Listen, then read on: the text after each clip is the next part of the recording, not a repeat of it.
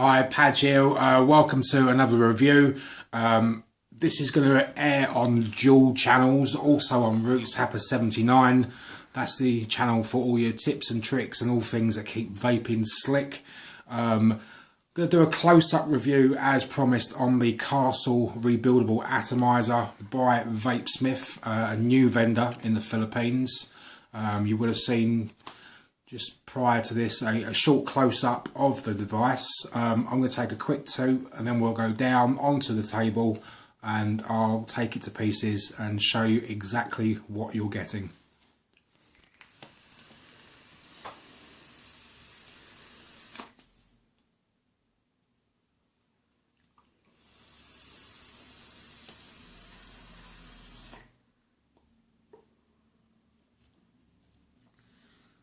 Be back in a minute on the table. Right, welcome back. Here we are on the table for the close-up. The atomizer basically comes in three parts. You've got your outer top cap sleeve, your inner sleeve which has got your airflow control, and then obviously you've got the deck. Putting these two to one side for a minute and we'll just come in for the top cap, the outer cap. Really nicely machined, handmade, I believe. A 2.5mm air hole, obviously on the outside, and then you've got the Castle engraving just there, and it's very well engraved, very deep. So I wouldn't imagine even polishing this that you would actually affect the engraving, but again, if you're going to polish it, you know, just be very careful and mindful of the fact that the engraving is there. You've got the battlements to replicate the chest piece of the Rook, which is obviously the theme that Vapesmith have taken. Very sort of medieval, and obviously then you've got engraving cut border around the bottom. Onto the inner sleeve. This is where the magic happens if you're a cloud chaser. It's airflow controlled. You've got three airflow control holes. You've got a 1.5, a 2mm and a 2.5mm air hole, and O-rings top and bottom.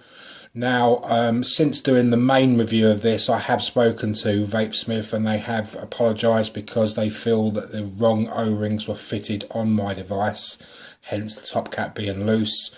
So therefore I need to get 12mm or 12mm O-rings to sort that problem out. And then on the top you've got again the battlements. Now, as I've said before, this for me is where the airflow control becomes a little bit more unuseful really when you're vaping, because you can't adjust the airflow whilst the device is on. You have to remove the inner sleeve to adjust it, because it only fits in one way, and that's because of the way that it's cut. It is quite a stiff fit because the O-rings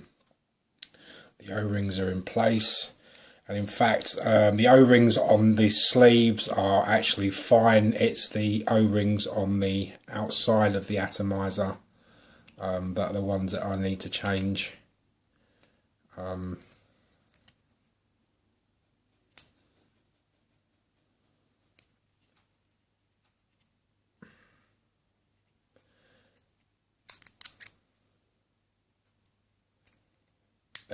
It takes a bit of working in, but it gets there in the end. It's because it only goes in one way with the way it's all been cut. It's like a bit of a jigsaw, to be honest. Now the most important bit now, I haven't stripped this completely down because the setup I've got is working really well for me at the moment. It's a single or dual coil setup. You've got your three posts, two negatives on the outside, and then you've got your positive post in the middle. It's also Delrin insulated on the bottom of the positive post, and you've got this really nice deep well that can hold around 20 drops of juice, and to be fair, when you've got this dual coiled up like I have, this is about 0.6 ohms. It uses up the juice like there's no tomorrow. It's very juice hungry. Now These are the O-rings in question that are causing the problem because they are the wrong size ones. I need to change these to 12mm because the top cap is quite loose, and also because of the amount of airflow going into the device, it becomes very condensated up very quickly.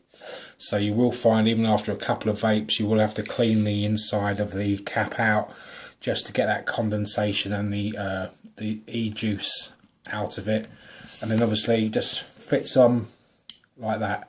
But as you can see, it's a loose fit at the moment, and that is down to the O-rings. And then obviously to finish it off as an optional extra, you get these lovely drip tips. Again, it's the Castle, the Rook, the chest piece.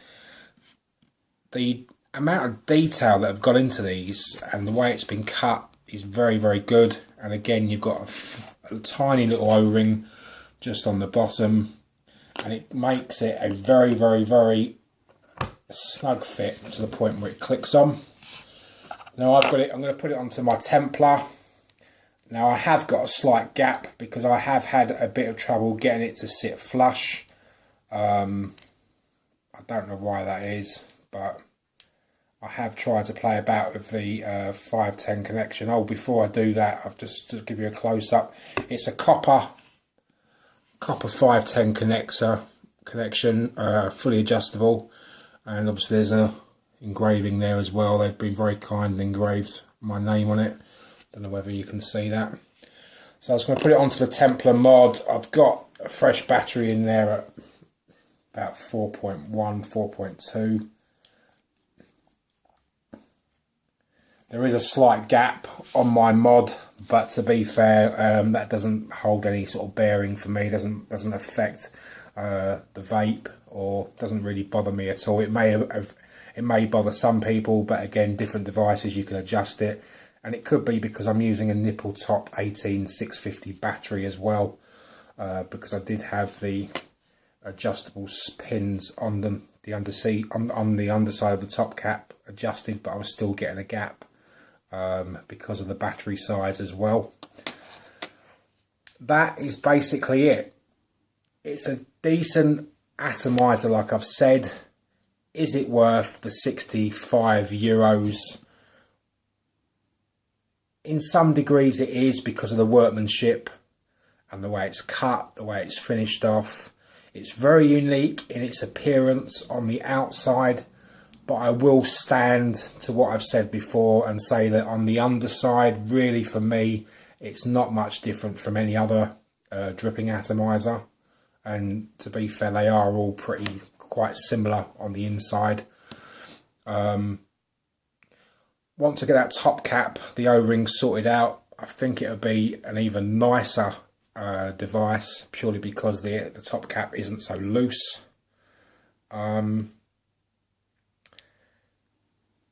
Yeah, I'm pleased with it. I mean, as I've said before, I did get this free for review. If I had paid for this, I probably would have been slightly disappointed with it from the outset because of the O-rings and stuff, and purely because I can't adjust the airflow without taking that inner sleeve out and the whole atomizer off. I would have liked this to have been very unique in the outset, and to be able to adjust it without having to take it to pieces. But again, these are only my own personal opinions. It vapes really well. If you're a cloud chaser, you're going to absolutely love this. Even on the 1.5mm hole, you get lots and lots of cloud. You can't shut one of the holes off, I've noticed, either if it's a single coil wick setup. So that kind of defeats the object again for me. That's a minus. It's not an atomizer that I could use every day, because I'm not a cloud chaser to that degree. It's not something that I would want to use all the time. It's a bit of fun every now and again. So in that instance, if you're wanting an atomizer that you can use every day, then personally I wouldn't have said this was the best one to get or the right one for you. But again, it's all down to personal choice. This is available at www.intaste.de. They are getting it back in in stock very, very shortly. I've spoken to Stefan only yesterday about that, so go on to the website. It comes in at 65, 68 euros plus postage. I'll take one last vape and then we'll wrap this up.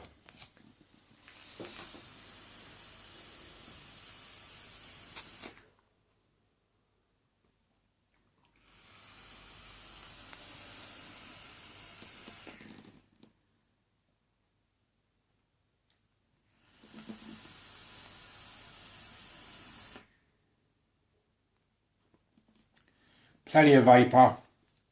There you have it, the up-close review as promised. This has been the Castle Rebuildable Atomizer by Vapesmith in the Philippines. I've been the Padge as always. Thanks for watching. Root Tapper 79, please like, subscribe, share and comment as always. And stay tuned for more juice reviews on Padge's Puffin Part. And also stay tuned to my channel as well for more upcoming juice reviews. Have a great day, stay safe, have an enjoyable fireworks night. I'm out to a party tonight. Might even bring you a little Padge on the road a little bit later on with a sparkler and a vape. Might be slightly intoxicated, but who knows. Bye for now.